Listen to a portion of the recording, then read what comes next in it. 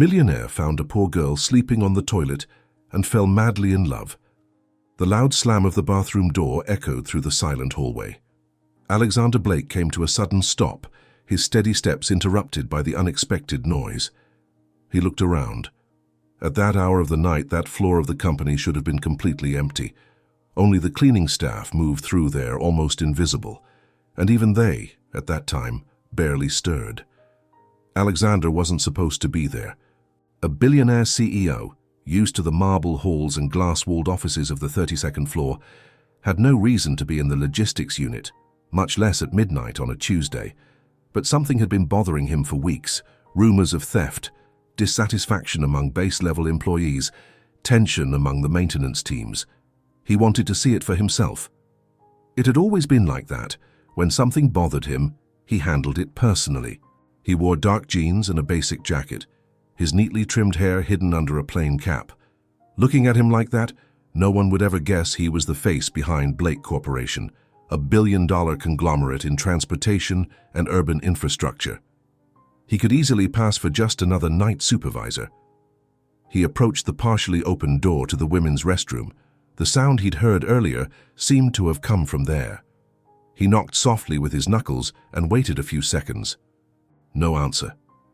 "Is anyone in there?" he said, his voice firm but low enough not to sound intrusive. Silence. He slowly pushed the door open and peeked inside. The lights were on, one of them flickering overhead. The strong smell of bleach hung in the air. Then he saw it. In the far corner, next to the last stall, someone was lying on the cold tile floor. Her head rested on a toilet seat cover, with an old jacket folded beneath it as an improvised pillow. A young woman, her body curled up as if trying to disappear from the world. Alexander frowned. He stepped closer, careful not to make noise, and crouched beside her. He studied her face for a moment. Delicate features, brown hair haphazardly tied back with a crooked clip, pale skin stained with exhaustion. She couldn't be more than her early 20s. She was sleeping deeply, the kind of sleep only total exhaustion brings. "Hey," he said softly, hesitating for a moment. "Miss—" She jolted awake, startled. Scrambling backward, she bumped against the tiled wall. Her eyes wide, her chest heaving. "I'm sorry, I wasn't stealing anything, I just—" She stopped, swallowed hard, glancing around like she was searching for an escape. "Please, let me explain." Alexander raised his hands slowly, a calming gesture. "Easy. No one's accusing you of anything. Are you okay?" She took a deep breath, trying to steady herself, her wary gaze still fixed on him. "Yeah. I was resting a bit." "I know." Her voice was lower now. "But I don't have anywhere else to go right now." The simplicity and honesty of that sentence hit Alexander in a strange way. It wasn't pity. It was discomfort. How could someone inside his company, fully operational, be in that kind of situation? How had no manager, no supervisor noticed? "Do you have somewhere to shower? Eat something?" Luna hesitated, then just shook her head. Alexander nodded slowly. He didn't say anything else right then. He just walked away, his mind heavy with thought. On the way back to his car, the early morning chill wasn't enough to cool the unrest in his head. He couldn't stop thinking about her, about the weariness in her eyes, the fragile body trying to seem invisible. That image would stay with him for a long time. The next day, before the sun had even risen, Alexander was already at the central office. With the employee database open in front of him, he typed in the name Luna Martins. There were the basic details. 23 years old, high school graduate, no technical training, clean record. She had joined the company 6 weeks ago, had worked overtime in nearly every week, no sick days, no complaints, a model employee. But what caught his attention the most was the address. Ignacio Alves Street, NA occupation. He knew that occupation. An abandoned lot in the industrial zone full of improvised shacks, unreliable water, electricity tapped illegally. Alexander closed his eyes for a moment. Something about that name, that situation, struck him in a way he couldn't explain. It felt different from all the other stories of hardship he'd heard over the years. In the days that followed, he began showing up more at the operational units, always in disguise, always observing. Luna was always there. Quiet, efficient, focused. She did her work with care and speed. Never complained, never asked for anything. She carried buckets, swept hallways, cleaned high windows with a wobbly ladder. One night he saw her share a pack of crackers with another worker. In the cold warehouse, the two of them laughed softly as they warmed up with weak black coffee from an old thermos. The scene was simple, almost insignificant, but the lightness of her smile stuck with him. Alexander began asking questions discreetly. He requested reports from local HR teams, asked for performance files. He wanted to know more. Not just about her, but about all the employees like her, the ones invisible to the system. During a board meeting, one of the directors made a sarcastic comment about rising costs from social benefits. If a worker wants to earn more, they should study. The company already offers too many opportunities, he said with a shrug. Alexander didn't respond at the time. He just made a mental note. That night, he returned once again to the cleaning unit. Luna was wiping down the front windows with an old rag tied to a mop handle. The cold wind tugged at the loose strands of her hair. He approached. "Have you ever thought about taking a technical course?" he asked. She turned, surprised by the question from a man she still didn't recognize, but was starting to suspect was more than he seemed. "I have, but it never worked out. I work all day, and, well, it costs money." What if there were a scholarship, something like support from the company? She looked at him suspiciously. "What are you, HR?" He gave a half smile without answering. "Let's just say I care about employee well-being." She let out a dry laugh. "That's a new one." Alexander stayed quiet for a moment, then simply said, "You deserve more than that cold floor, Luna. No one should have to sleep in a bathroom." She looked at him with steady eyes, almost defiant. "I'm alive, and I'm grateful to at least have a job." That night, when he returned to his two-story penthouse, Alexander stood before the city's vast window. Thousands of lights blinked, buildings shimmered. He had everything. And yet, he couldn't stop seeing Luna curled up on the floor. And it was there, in that silence full of unanswered questions, that he knew. This wasn't just curiosity. It was the beginning of something he couldn't yet name, but it was going to change everything. The sound of the old elevator descending the floors of the Kajamar operations unit filled the empty main lobby. Alexander Blake stared at his phone screen, but his mind was far from there. It was the third night in a row he had returned to that same unit, unofficially, and no one seemed to notice. His disguise was the same: worn jeans, dark jacket, low-brimmed cap. To everyone else, he was just another outside technician. No one would ever guess that the man standing there owned all of it: the warehouses, the trucks, the routes, the spreadsheets. On the first night, he had left disturbed by the image of Luna. On the second, he came looking for answers. Now, on the third, he just needed to see her again. He didn't even understand exactly why. He walked through the storage area corridors as if checking on some technical matter. In his hands, he held a clipboard with random papers, just a prop to avoid suspicion. The environment was damp, lit by buzzing fluorescent lights. Employees moved back and forth, pushing cleaning carts, sweeping floors, emptying trash bins. And there she was, in the same simple company uniform, hair tied back in a messy bun, her expression calm. She carried a blue bucket, her old sneakers soaked in soapy water. There was something about her that intrigued him deeply, the way she moved with efficiency and grace, even through exhaustion, as if she were always trying not to get in anyone's way, trying to go unnoticed. Alexander leaned against a pillar, watching from a distance. There was no weakness in her movements, even in her tiredness. There was discipline, and to him, that meant far more than any degree or title. He approached. "You again," he said casually. Luna turned, surprised. "You too. Don't you have a home to go back to?" He smiled, letting a bit more of who he was slip through for the first time. "Maybe I'm just starting to enjoy the company of certain people around here." She raised an eyebrow, wiping her hands on her uniform pants. "This is your third night on this shift. You said you cared about employee well-being. That normal for someone in HR? Let's just say I'm a curious employee. She chuckled softly, though the suspicion in her eyes remained. Well, curious or not, you should leave before they think you're slow to learn. Alexander laughed too, then nodded toward the hose on the ground. Need help with that? Luna looked him over. Her expression wavered between doubt and irony. You know how to use this without turning the warehouse into a river? If you teach me, I think I can manage. She handed him the hose, not expecting much. He took it firmly, followed her instructions, and together they began washing the loading area floor. Between shared laughs, time passed quickly.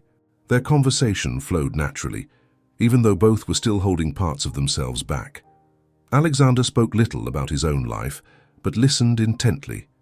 Luna didn't share details about life outside work, but didn't shy away from simple questions. You always worked in cleaning? He asked as he scrubbed a patch of floor. Not always. I've been a cashier, a babysitter, a clerk, but this one gives me the most hours in a row. So, I stayed. And what did you really want to do? She paused for a moment, looked down at the wet floor. I don't know, I guess I had dreams once, but life's in a hurry and doesn't wait for us to figure it out. He stayed silent, taking it in. In the days that followed, Alexander began seeking her out naturally. Sometimes he helped with small tasks. Other times he showed up during breaks to share coffee, which he brought himself in a thermal mug. He started listening to stories about the others too, employees with similar struggles invisible to the system. His presence became part of the night crew's routine. Most assumed he was a new supervisor who didn't want to throw his weight around yet. Some whispered, others just ignored him. But Luna kept watching him with sharp eyes. There was something in her that kept a barrier up, even when a smile slipped out. One of those nights, it was raining hard. The sound of raindrops hitting the metal roof echoed through the warehouse. Luna was in the women's locker room changing shirts when the power went out for a few seconds. A blackout. Muffled shouts spread among the staff. Alexander ran to the restroom entrance but stopped at the door. He knocked twice. Luna, you okay in there? Her voice came from the back, calm. I'm fine, just trying to find my phone. Hang on, I've got a flashlight. He pointed the light from his phone toward the floor. A moment later she appeared, adjusting her shirt under the uniform, her face lit by her phone screen. Thanks, found it. There was something different in that moment. A strange silence between them, as if both were aware of something they didn't yet have the courage to say. He cleared his throat. Do you have somewhere to go tonight with all this rain? She hesitated, then nodded slowly. I do. A lie, and he knew it. But he let it go. The connection between them was starting to grow, even if neither of them named it. It wasn't romance, at least not yet. It was a cautious closeness, a quiet game of trust and retreat. He wanted to understand who she was, beyond what the papers said. And she, wary of the world, was trying to figure out who this man was who claimed to be just another worker, but carried the weight of the world in his eyes. Alexander went home that night with a damp shirt and sore feet, but something in him had shifted. A new kind of restlessness was growing, not from business or shares or boardrooms. It came from her. In the following days, he requested more reports from HR. He began cross-referencing data, wages, shifts, absenteeism issues. He was looking for patterns, as if by understanding the system better, he could fix the flaws that left people like Luna unseen. One afternoon, alone in his glass-walled office, he looked up at the screen. A report showed that over 15% of base-level employees were working shifts longer than 12 hours, with high stress levels and little access to basic support. It was the exact picture of what he had already seen with his own eyes. It was her. Alexander closed his laptop and stood up. He knew what needed to be done, but deep down he also knew something more was driving him. It wasn't just empathy. It wasn't just a CEO trying to reform his empire from the inside. It was something more human, more personal, and he had no idea how much it would end up costing him. The sound of squeegees dragging across the waxed floor played like a constant background in the otherwise silent early morning. Luna rinsed the mop in a nearly boiling bucket, her movements automatic, as if her body already knew what to do on its own. By that point in the month, she could barely feel her fingers from scrubbing the cold concrete so much. But what truly kept her alert, night after night, was the constant presence of a man with watchful eyes and a reserved smile. That new employee who never quite explained what he did there, but who seemed to see her in a way no one ever had. He was there again across the warehouse, crouched beside a shelf of industrial cleaning supplies, pretending to organize inventory. Luna pretended not to notice, but she did. She always did, and it left her with a strange kind of restlessness. Alexander approached with slow steps, his cap pushed back on his head, revealing part of his well-defined face and steady gaze. She heard him stop next to her. "I brought coffee," he said, offering the thermal mug that had become something of a ritual between them. Luna took it with cold hands, avoiding his eyes at first. "You should invest in one of these machines for the break room. It'd be a hit. Consider it a work in progress." She smiled, but quickly looked away. "You talk like you've got the power to change things. What if I do?" She looked at him then for a second longer than necessary. "You talk like someone who doesn't belong here, like you're just passing through." Alexander lowered his gaze for a moment, as if choosing his words carefully. "Maybe I'm trying to understand this place better, before I make decisions." Luna handed the coffee back without answering. She went back to scrubbing the floor. That morning they worked side by side for almost an hour, hardly speaking. The silence between them wasn't uncomfortable. It was heavy, like each gesture carried something that couldn't yet be said. Their closeness was no longer coincidence. It was becoming a choice. Alexander never took his eyes off her. He had noticed small things, how she held her breath when she pressed down with the mop, the way she bit her lower lip when focused, the care she took folding cloths after using them. Those details said more about her than any personnel file ever could. Luna, on the other hand, felt the weight of his gaze, not as a threat, but as a presence. He didn't treat her with pity. He didn't try to fix her, like so many others had. He just was there. During their break, they sat in the back of the supply room, leaning against stacked boxes of industrial toilet paper. Luna stretched her tired legs and let out a long sigh. "You know, some days I forget what it felt like to sleep in a real bed." Alexander looked at her from the side, serious. "Have you ever thought about leaving this place, starting over somewhere else?" She let out a half-hearted laugh. "Starting over takes things I don't have, time, money, hope." He stayed quiet, absorbing the weight of her words. "What about you?" she asked, turning slightly toward him. "Why are you here every night, even when you don't have to be?" Alexander rested his elbows on his knees and answered without looking directly at her. "Because I need to remember what's on this side of the decisions. Before I cut costs or approve reports, I want to remember that there are people here, with names, faces, lives." Luna studied him. A long silence settled between them. "You talk like someone carrying some kind of guilt," she said gently. He didn't answer. Little by little, their encounters became more natural. Sometimes he helped her clean the outdoor area of the cafeteria. Other times he just showed up with coffee and stayed nearby, quietly watching as she did her job with dignity and precision. Luna started to lower her guard, bit by bit.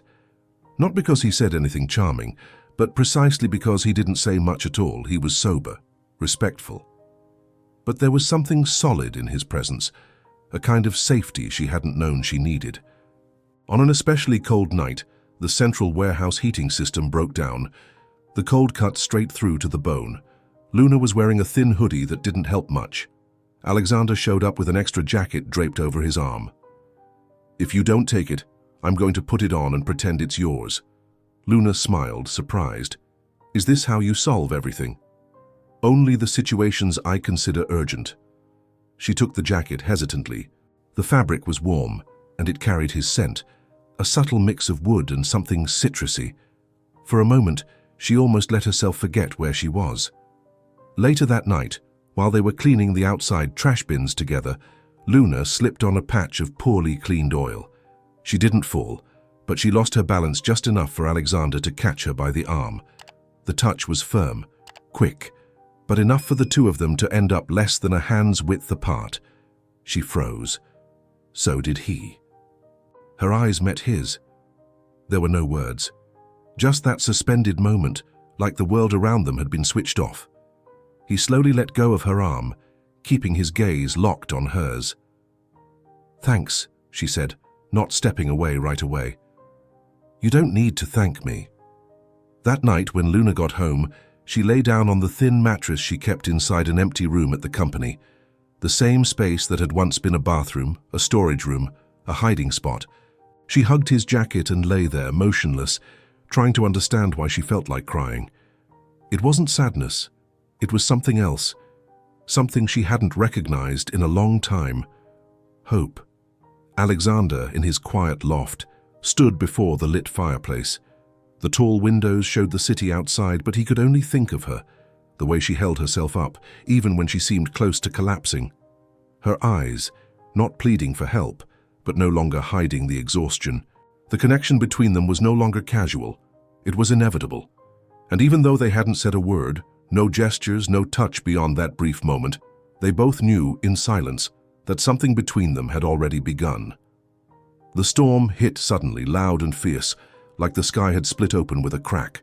Gusts of wind slammed against the metal gates of the loading unit, making the glass panels vibrate. The night dragged on, cold, damp, and the graveyard shift felt slower than ever. It was as if even time itself had retreated. Alexander had been in the warehouse for over an hour, standing in front of a shelf filled with disorganized boxes. He pretended to read the labels for a while, but his attention was elsewhere. The far right corner of the storage room, near the industrial dumpsters, where Luna was drying the soaked floor with thick rags. Her hair clung to her forehead, her shirt stuck to her back. She wasn't wearing the jacket he had left with her 2 days earlier. He took a step forward but stopped when he saw her drop the mop in the corner, her expression tense. Luna pulled the hood of her sweatshirt over her head and slipped out the side door, which led to the loading area outside. For a moment, she disappeared from sight. Alexander frowned. That was strange. No one went out there in a storm. Without thinking much, he headed to the door and pushed it open hard. The rain fell like a heavy curtain. He scanned the yard until he finally spotted her, curled up under the truck shelter, arms wrapped around herself, shivering. He walked over to her. His boots sank into puddles, his shirt soaking more with every step. When he got close, she looked up in surprise. "Luna?" Her eyes widened. She tried to play it off. I just needed some air. In the rain." She looked away. "I couldn't stay inside right now. Thought it'd be better to come out." Alexander knelt beside her, ignoring the wet ground. Up close, he saw her shoulders trembling, her face red from the cold. "You're out here because you don't have anywhere else to go, aren't you?" Luna swallowed hard. She didn't answer. He looked her in the eye, his voice steady. "How many nights have you slept here at work?" She hugged her arms tighter, like the question itself had struck her. "A few." "Since when?"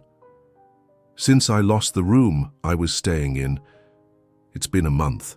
Alexander took a deep breath. That hit harder than he expected. "And no one ever helped you? No supervisor, HR, security?" She let out a bitter laugh. "They know. They pretend not to. As long as I don't get in the way, no one cares."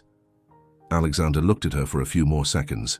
Then he took off his own jacket, still wet, and draped it over her shoulders. "Come with me." "Where to?" "Somewhere dry and warm." "I don't go to motels with strangers, if that's what this is." The words came out fast, defensive, like armor she'd used before. He didn't take offense. Quite the opposite. "I'm not that kind of man." She hesitated. His tone held no arrogance, no hidden agenda. It was just honest. They walked in silence to his car, parked on the side street. A dark SUV, discreet but far too upscale for any regular employee. Luna eyed the vehicle warily, then looked at him. "Are you really who you say you are?"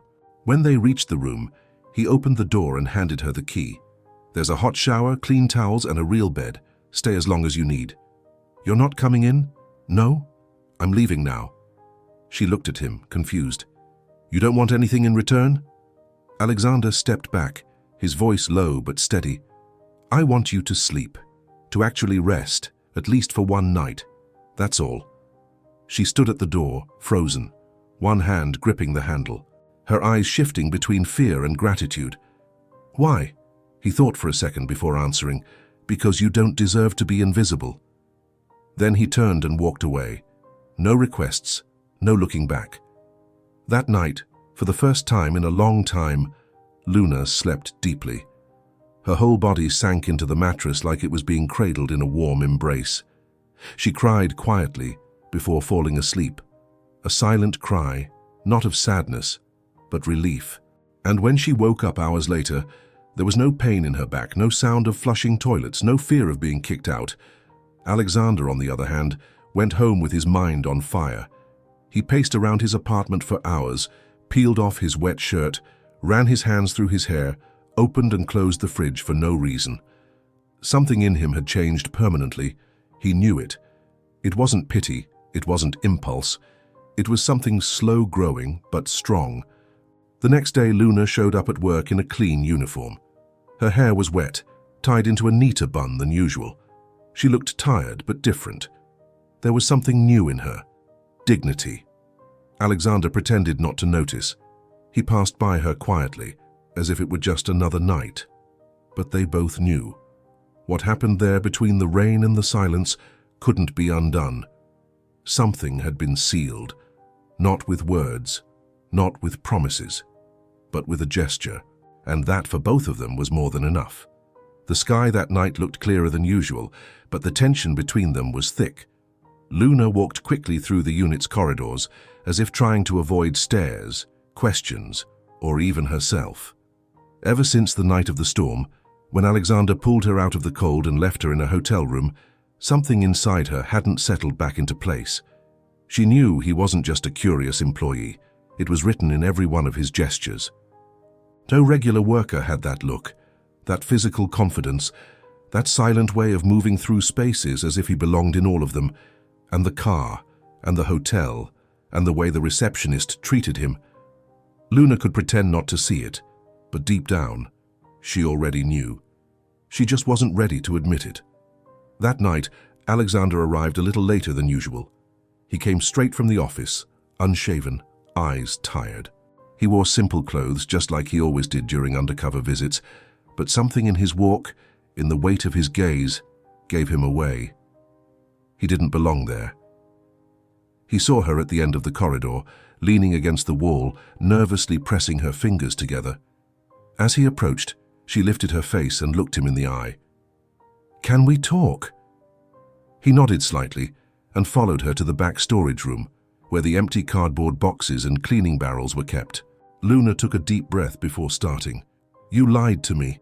Alexander kept his eyes steady. "I withheld the truth. I never said who I was, but I never lied either."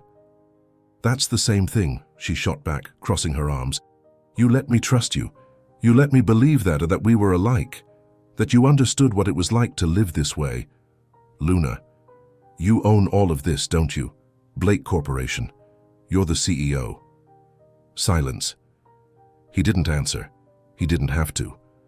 Luna looked away, taking a deep breath. Her voice wavered slightly as she went on. "Why did you do it? Why did you come to me like that?" "Because I wanted to get to know you. For real. Without the filters that come with my name. Without the mask people put on when they find out who I am." She lowered her eyes, clenching her fists at her sides.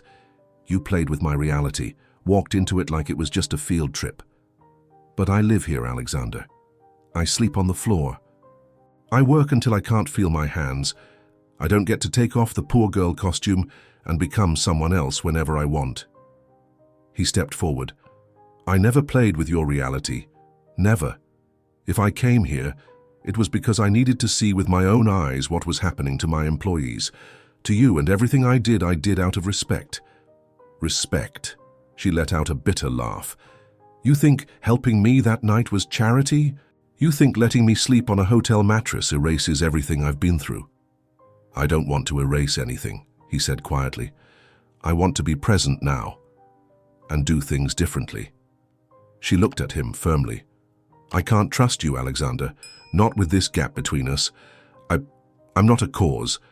I'm not some redemption project. He stayed silent for a few seconds before saying, You're the strongest woman I've ever met. Luna blinked, as if getting ready to argue, but no words came out. Her eyes filled with tears, but she wouldn't let them fall. I can't be part of your rich people world, Alexander. I don't know how to live in it. I don't even know who you really are. What if I show you who I am? He asked. No title, no image, just me. She shook her head. I'm not strong enough for that. Not now. She walked away without saying another word. She moved quickly down the hall until she disappeared through the side door. She left behind a motionless Alexander, standing among empty boxes, feeling a kind of emptiness he didn't recognize. The next morning, the headlines exploded. Alexander Blake spotted at own company's industrial unit, allegedly involved with operational sector employee. A grainy photo taken from afar showed the two of them close together on the night of the storm. The media was ruthless: speculation, insinuations, judgment. In the shareholders' group, messages started to pour in. His personal assistant, Clara, walked into his office without knocking, holding a tablet with the news open. Want me to mute the alerts? Alexander shook his head, eyes fixed on the computer screen. No, let them come. They're going to want your head. You know that. If they want to judge me for caring about someone, let them. She's going to suffer more than you. He closed his eyes for a moment. He knew that. Luna, meanwhile, didn't return to work that night, nor the next. Her absence was heavy. The halls felt different, emptier. The places she used to be seemed to have lost their color. Alexander tried to find her. He called HR, asked if there was an updated address. Nothing. Just her name crossed out on a voluntary termination list. He searched shelters, encampments, bus stops. Nothing. A week later, sitting in his penthouse high above the city, Alexander stared into the void with a glass of wine he never touched. For the first time in a long time, he felt defeated, not as a businessman, as a man. The woman he'd met on the bathroom floor, exhausted, fragile but proud, now seemed farther away than ever, and he knew the one to blame was himself. The truth he tried to protect had a price, and now it might be too late to recover what they had built, even if it had been fragile, unnamed. But he wouldn't give up. Not on her. The rain returned that night, light and steady, as if trying to wash away what remained. Alexander stood before the massive window in his office on the top floor of Blake Corporation's headquarters. From up high, the city stretched out like a lit-up map, indifferent to the storm inside him. The photo of him with Luna was still circulating on social media and news portals, accompanied by venomous headlines. Billionaire CEO involved with poor employee, scandal or strategy? Unknown janitor disrupts Blake Corporation's public image. Fascination with real life or case of power and manipulation? At first, Alexander ignored it. Then he tried to control the damage. But now the company's board had called an emergency meeting. The official reason was institutional image, but he knew exactly what was coming. The boardroom was full. Members sat around the dark oak table, ties perfectly knotted, eyes sharp. Alexander walked in, no tie, sleeves rolled up, expression stern. He got straight to the point. All right, if anyone has something to say, say it now. The oldest among them, Romulo, one of the board's founding members, cleared his throat. Alexander, you're young, brilliant, no doubt. But this public exposure needs to be controlled. The company is all over the tabloids like it's some reality show. And the problem is the girl, right? It's not about her. It's about you, what you represent. A billionaire CEO involved with a janitor is problematic. Alexander placed both hands on the table, his gaze unwavering. What's problematic is having employees sleeping in warehouses while we approve million-dollar bonuses. Another board member, a woman named Adriana, raised an eyebrow. You're emotionally involved, Alexander. That compromises your judgment. Emotionally involved? Yes, I am, and thank God for that, because at least someone here still gives a damn about the people who make this company work. A heavy silence followed. Alexander took a deep breath and went on. In case you're wondering, yes, I got involved with her. And no, it wasn't about power or charity. It was admiration. It was respect. Something many of you lost a long time ago. Romolo scratched his chin, uncomfortable. The issue, Alex, is that this puts everything at risk. The company's image, contracts, investors. Alexander stepped back, standing tall.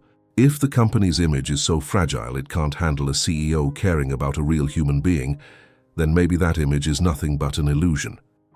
He turned to leave, not waiting for a response. The door shut behind him with finality.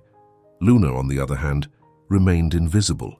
Since leaving the company, she had been sleeping at friends' houses, some nights in shelters, others under the overhang of the public library. She avoided contact, avoided the world. Her name was on every gossip site, her photo circulating with degrading headlines. Social climber. Bathroom girl becomes CEO's muse, the janitor behind the scandal. She read it all in silence, read and deleted. Not because it didn't hurt, but because there was nothing she could do. One morning she got a call from an unknown number. She answered on impulse. Luna, her voice wavered. Speaking. This is Gustavo, from the Urban Refuge NGO, but no matter how busy he stayed, the emptiness inside him remained. Do you still want to find her? Clara asked. He didn't answer right away. His eyes stared into the distance, as if trying to understand what still held him together. I just want her to know I haven't changed my mind, not even after all this. And if she doesn't want to come back? He smiled, but without joy. Then I keep walking. Clara watched him closely. There was something different about him. A man who had always made cold, calculated decisions was now making choices from the heart. That night, Alexander showed up alone at the old Kajamar unit. It was late. The rain fell lightly again. He walked through the corridors where it all began. He stopped in front of the bathroom door where he had first seen Luna asleep. He touched the doorknob and closed his eyes for a moment. There, in that exact spot, his life had turned upside down. And he wouldn't trade that for anything. He returned to his car without a word, but in the back seat there was a bag with new clothes, a box of chocolates, and a handwritten letter. He spent the night driving, from shelter to shelter, squat to squat. He dropped off the package, left the letter with her name, and moved on. He was searching, and he wasn't going to stop. The smell of hot soup and the muffled sound of conversations filled the makeshift cafeteria at the city's downtown municipal shelter. It was early evening, and the rain beat steadily against the corrugated metal roof. Luna sat in a corner, a bowl in her hands, and her body curled up inside an oversized donated hoodie. It had been weeks since she left Blake Corporation.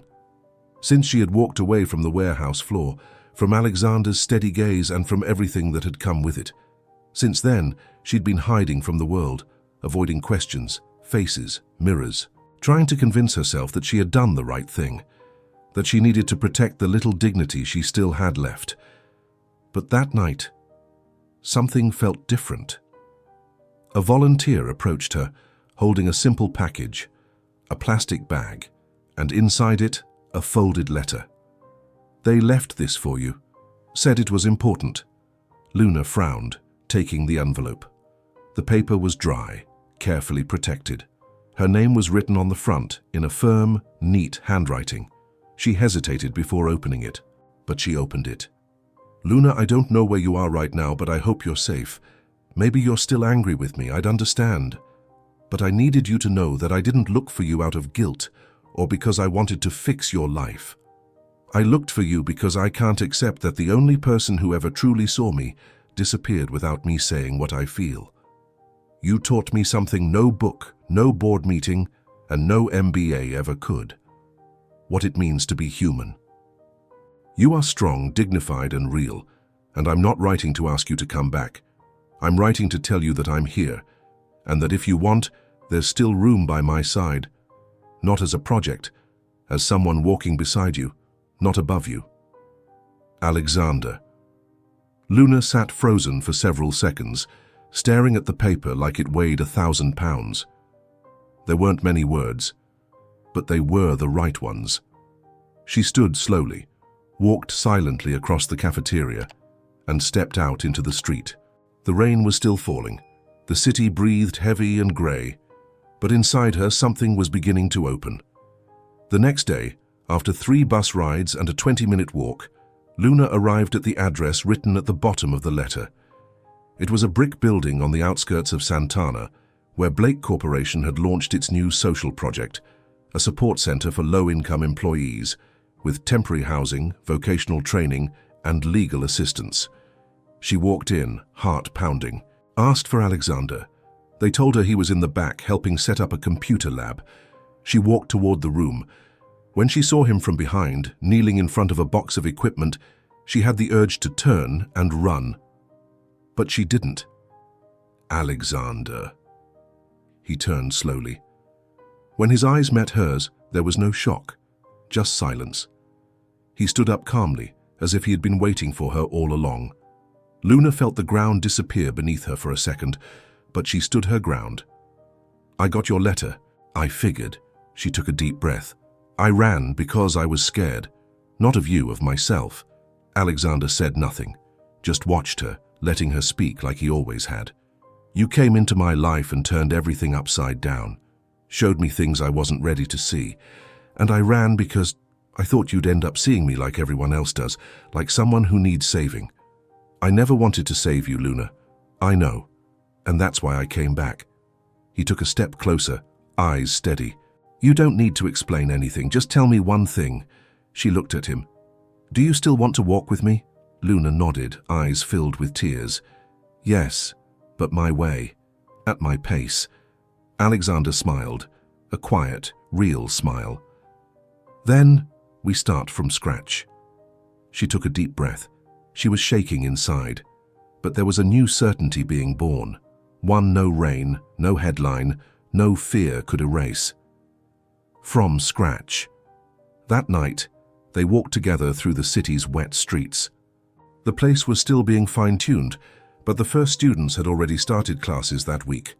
Young people, single mothers, men and women who once swept hallways, hauled boxes, manned counters, now sat in chairs with brand new notebooks and eyes lit with purpose.